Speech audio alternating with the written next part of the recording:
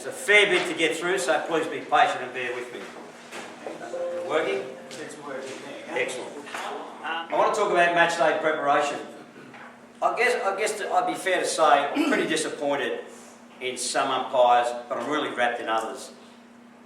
You've heard me speak, this is my third year now, and I've banged on about this over the last 2.5 years, about teamwork.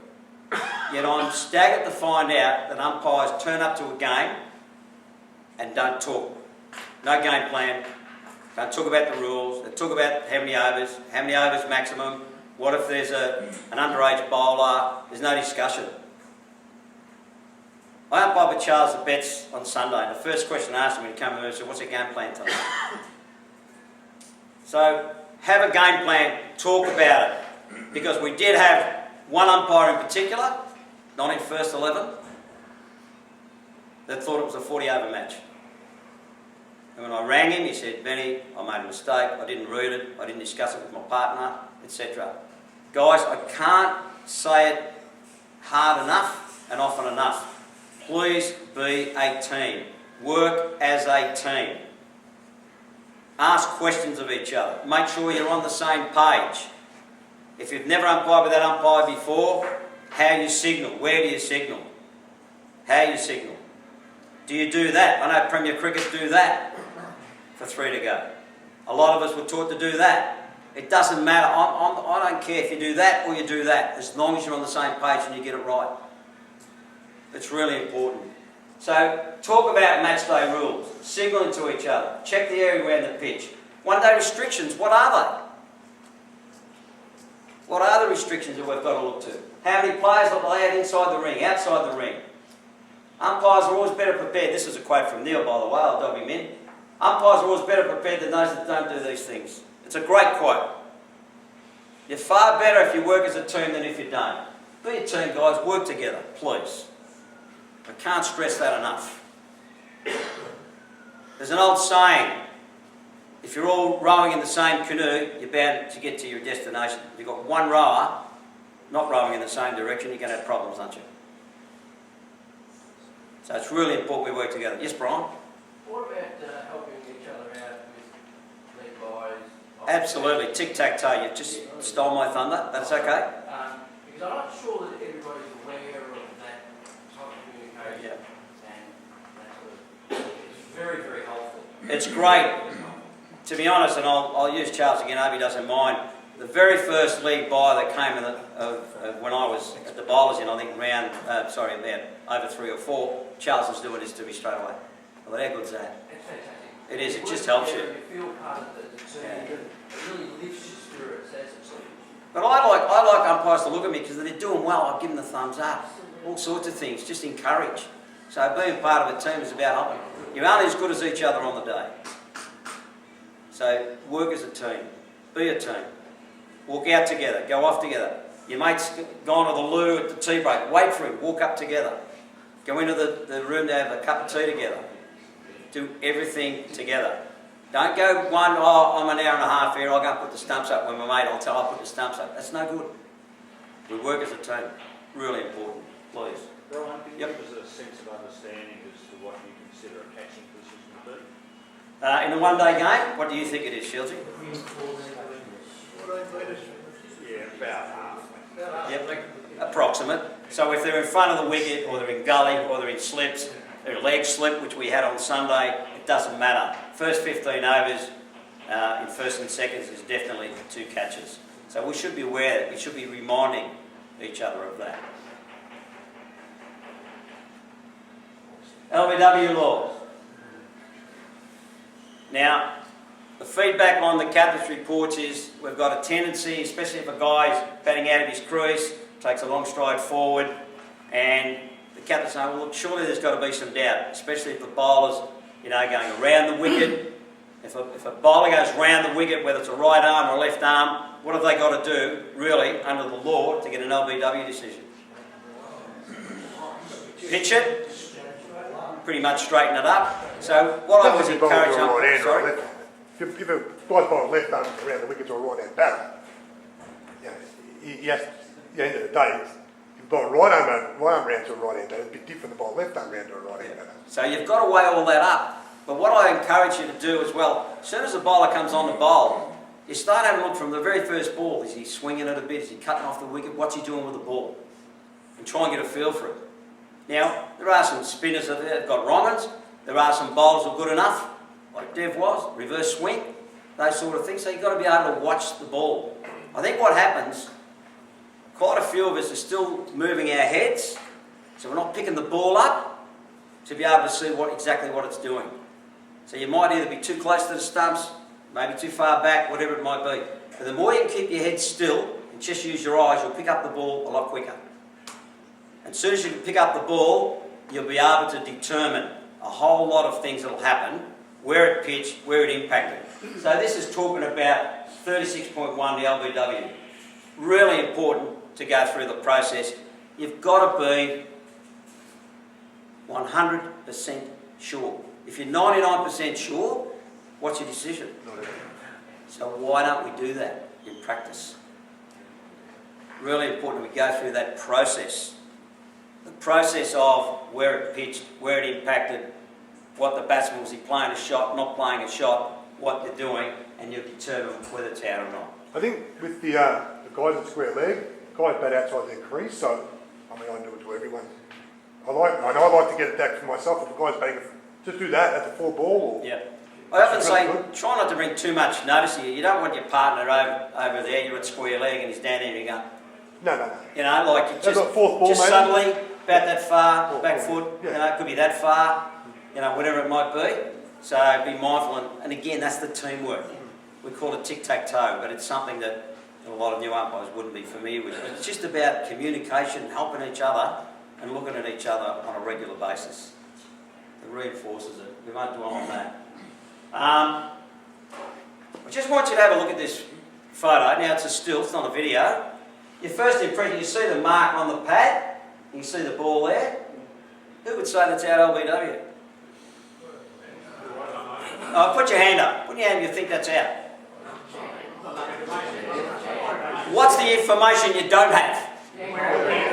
You don't know whether it's a right arm over the bowler, you don't know it's a left arm round the wicket, you don't know what the bowler is. Look at the wicket keeper. We'll give you a bit of a clue. He's left hand batter. But it may well be out. I'm not interested, but what I'm interested in showing you what can happen, and it's a process driven, step by step by step.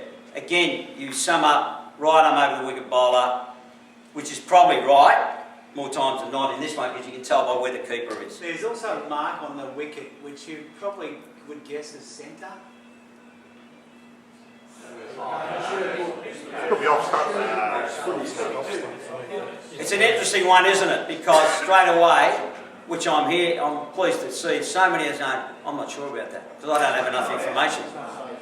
So, which is really good. Ball simultaneously hits the bat and pad together. Now this was a law that came in 2 years ago. Alright? Now what you need to be careful of, which one of our umpires did on the weekend, where he knew that the bat and pad were together, he knew he heard the noise, so he knew that it hit the bat and hit the pad, and he assumed that the appeal was for LBW when they were appealing for a catch. You can easily get caught. That's why I emphasise to you, 1-2 decision. 1-2 decision. It gives you time to think about, hang on, I know he hit it, but the bloke caught it on the full, that's right. So you can give your decision. Really important to make sure that you go through. If you assume it's just for LB and you say not out and the bloke's caught it and it's hit bat and pad together and the captain says, what was wrong with that? And you say, oh, bat and pad together. Hang on, the bloke caught it. You can get trapped. So you need to take that, I don't care if you take an extra, 1, 2, 3, 4 in those particular cases to make sure you get the decision right. Now some umpires are very good at just shifting their eyes looking at their mate to try and get an indication. Some have done it. If you're good enough to do it. Don't do that. But that's, again, you might be able to get an indication if you're not sure. But if you're not sure about something, yes, it might not be LB, but you heard a noise, believe it hit the bat, 2 noises, like catches it, so be mindful of that. Now, I want to talk about a reverse sweep or the switch hit. How many of you had it over the weekend? There's a few. And we did too, Charles. We had a couple. Still So look like you better hit. what happens with a switch hit? It can catch you out if you're not aware of it. So now also I've got a handout for the switch hit, and I've also got a handout for the pitch assessment. So make sure you get them tonight as well, please. So reverse sweep or switch hit. The batsman's grip and stance should be the same from the start of the bowler's run until the beginning of the bowler's delivery strike. Now I haven't got everything that I've put on the slide, but I've got everything in the written document. These are just the major points. The batsman can utilise any grip as long as they do not change it while the bowler is running into bowl. This is the law. The bowlers, having seen the batsman change the grip and or stance, may decide to bowl at the batsman as entitled to do so. If he's moving across, he's quite entitled to aim it at the batsman if he feels inclined to do so. The umpire should allow that as an option. It's not deliberate, dangerous or whatever at that particular time. In short, the batsman is still entitled to play the switch hit stroke, but they are only allowed to alter from one stance or grip to another once the bowler has entered their delivery strike. Clear? Note, wide interpretation for a reverse sweep or switch hit. Really important, this one. The interpretation will follow for calling a wide when a switch hit or reverse sweep was played, or the batsman getting into position to play the shot they do to bring the ball sufficiently within the reach of the leg side as well. So as soon as they move, things change. Consequently, in these circumstances, the wide guideline shall apply on both sides of the stumps. Simply, when the batsman plays or avoids playing a reverse sweep or a switch hit, these shots negate the leg stump wide interpretation. And the next slide will tell it to you. If a player decides to switch hit or reverse sweep, then for the umpire to decide the batsman is out or not out, LBW, the batsman's normal batting position is the deciding factor. So if he changes, it makes no difference in your interpretation if it hits the batsman on the pad. The deciding factor, if he lines up as a right-hand bat and then decides to switch, hits on the pad, you adjudicate as if it's the normal batting position. Especially when, like if he turns around, he pitch outside leg stump. Yeah. If he's turned around. A lot of the players are not going to know that. No, They're going to think, hang on, I pitched outside leg stump because I've changed. No. No, it doesn't work that way. But it is simple that it can happen. Okay? An example, left arm bowler bowls over the wicket to right hand batsman is struck on the pads, the umpire will adjudicate the same if that batsman was not switch hitting or reverse sweeping. So the ball pitches outside leg stump, the decision is not out. Am I clear? Okay. Damage in the pitch. Now we've got some players, I had course to speak to two players on Sunday. It happened when there's a left hand bat and a right hand bat in particular. It can also happen at the end of an over, where a fielder's looking at his captain, yes skipper, yep, over here, and he walks on the wicket. And he doesn't worry about where he walks. They're not entitled to walk in the danger or protected area. So one of the things we learnt that I picked up myself from Vince and Steve and Frank coming from Premier Cricket, which they do really well, which we spoke about last meeting, is you're at the bowler's end, just start to walk backwards or stand still, keep an eye on it until you're satisfied they're not walking on the pitch or damaging it or whatever it might be. They're really important. So keep the bowlers out of the protected area and just make sure you check on that. Really important to do that. For final warning suspension, I'm not interested in the penalty so much as the process we go through to give the warnings appropriately. Batsman damage in the pitch also. Now, if a batsman decides to bat right out of his crease this far, and his left foot, if it's a right-hand bat, might be right on that 5 foot, the old 5 foot danger zone. But as soon as he goes forward, where's his foot? In the protected area. They're not allowed in there either. Now, if a batsman dances down to a spinner, we tend to sort of let that go. They're trying to get to the pitch of the ball, which is a little different. But there are certain things that we can. If we think the batsman also damaging the pitch, we don't want them to be doing so. So we've got to be fine, make sure that they understand that they can't stand in there in the protected area. They've got to be back out of it. The guys want to mark centre too. Yeah, I know. And really, who's the best umpire to pick that up? Guy at square leg, be able to see that. Don't just leave it up to the bowler and think, oh, well, it's up to him. Work together as a team. You know? Even if you don't want to go and talk, you might say, hold on there, go and talk to your mate down your own. Listen, the guy's in the protected area. Then you can both go down and talk to him. Okay? I want to reinforce what I asked Neil to send out in between games too. I know we want to get the books and we want to sit down and do our votes, but try and be fair to the clubs. They've got a deadline, they've got to ring the scores through, so be a bit patient with them as well. So if they need to go and ring the scores through and they've got the book, you might try and get the other book, or you might wait for them. So let's be a bit patient and make sure you sit down and do it together. Really important after the game to sit down before my cricket. Don't leave your mate and say, listen, I've got to fly, you do it and away you go. Give an extra 5 minutes, spirit of cricket, the pitch in the outfield, etc., etc. Do it together, please. Even though there's only one might go in and set it up on my cricket. But it's really important to work as a team, which is let's have a look. Can we play? And he's gone here. No shot offered, it's kept low. They can't. Right, just your first quick look at it. Who thinks it's out? Didn't see it. Do you go back? And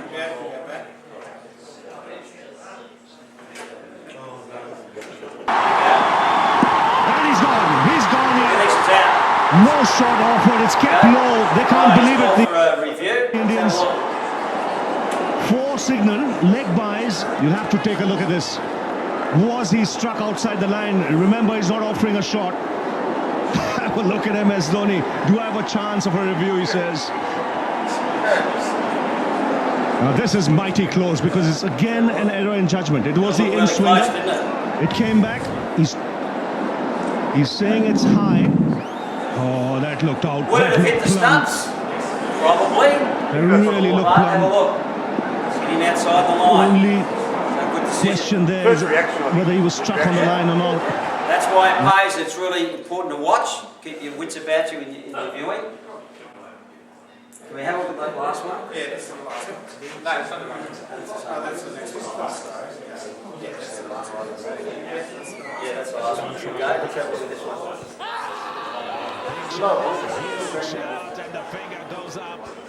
Now, I wanted to show you that. Can we replay that again, please, John? Let's have a look. So that's the other one. On South Did his Africa. delivery stride, tried a different stroke. Huge shout, and the finger goes up. It's Tilakaratne Dilshan who Who brings says it's himself out? into the attack. And straight away, Right, guys, just one more thing. Guys, can I have your attention for the last 2 minutes? What happens in one-day games when we're standing at the bowler's end, where a lot of us are standing totally flat-footed? So the ball goes through to the keeper, we just stand here, we don't do anything. Second ball goes through to the keeper, we stand here, we don't do anything. What happens with the body is standing there, stagnant, no blood flow going through, not being in tune. So all of a sudden, let's say it's the first 5 balls have gone through, might have been hit to a fielder, but no run, you're standing flat-footed. All of a sudden, the 6th ball, they go for tippity run, and it's a quick run. Oh, geez, I've got to run. It'll catch you out. My suggestion would be, especially the newer umpires, first ball goes through to the keeper, just go for a little walk. Go straight to the popping crease. Get in the habit of practicing walking to the popping crease, whether the ball's in play or not, because that will be, if you practice it and practice it become automatic to you, all of a sudden, when they go for a quick, you're already on your bike, moving. What happens if you stand still, you might go for 3 overs. You haven't moved once. All of a sudden you have to, you'll get caught out. What bothers me as well, you go too quick, you could do a calf, you could do anything if you're not walking, especially on cold days. Yes? Hey, just a question. Probably never going to happen, but what does the subbies do if someone given out batsman does this? You say good luck with that. Is it reportable? That's not reportable. Did you say, No, he's he's being a bit cheeky. You might go and have a quiet word to him and say, look, there's no reviews here on your bike. But it actually is the Premier. Did you take that phone out and square leg? Frank, you go like this and you go, yep, out. Yeah. I mean, remember, I think we need to remember whatever happened, what we're doing. Personally, I wouldn't take it too seriously. Benny, hang on, one at a time. Yes, Michael. Hang on, guys, listen up, please. I have a question that took place in the Marsh Cup today. which I thought was a very interesting decision. Well, I didn't see it, so he Okay, tell I'll us. explain it. Okay, Will be quick. Sutherland is bowling. Yep, Bowling outswing. He right. bowled a very wide ball and it actually hit the ground off the cut wicket, off the wicket itself. It Yeah. swung out and the umpire made a call. And what did he call? And what did he call? Called no ball. That is correct. Yeah, I made a It's mistake. not a wide if it goes off the cut area. Yeah. It is a no ball. I made a mistake. Okay? All right, guys. Supper's up. Thank you for your attention. And he's gone. He's gone here. No shot offered. It's kept low. They can't believe it, the Indians. 4 signal, leg buys. You have to take a look at this. Was he struck outside the line? Remember, he's not offering a shot. Have a look at MS Dhoni. Do I have a chance of a review, he says. Now this is mighty close because it's again an error in judgment. It was the in-swinger. It came back. He's saying it's high. Oh, that looked out. That looked plumb. It really looked plumb. Only question there is whether he was struck on the line or not. South Africa. Big shout, huge shout, and the finger goes up. It's Tilakaratne Dilshan who brings himself into the attack. And straight away, he wraps Peterson on the pads. A celebration of sorts. But they'll have to wait to see if it's warranted, because Peterson's gone upstairs. Well, I suggest he hopes he gets away with it, not because he's going to, but it's the mode of dismissal again. Well, it's certainly not a no ball, well behind the popping crease.